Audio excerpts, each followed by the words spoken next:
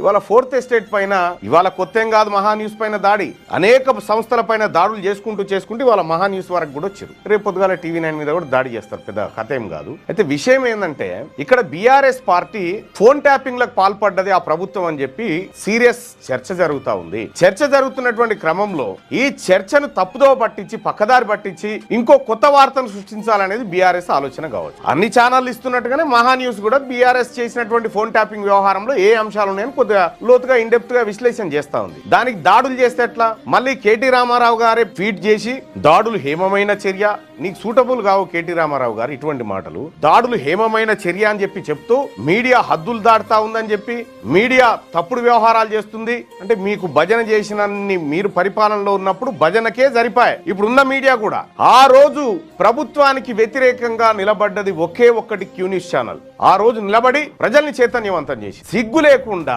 చేసింది పొరపాటాన్ని భావించి తలదించుకోవాల్సినటువంటి BRS party ఇలా మీడియా సంస్థల పైన రాళ్లు విసరడం, దాడులు చేయడం, వాళ్ళ వాహనాలు ధ్వంసం చేయడం, ఈ కార్యక్రమాలు ఏవైతే ఉన్నాయో వీటిని బీసీ జేఏసీ ఖండిస్తా ఉంది. తెలంగాణ పొలిటికల్ జేఏసీగా మేమందరం కూడా ఈ దాడిని ముక్త ఖండంతో ఖండిస్తా ఉన్నాం.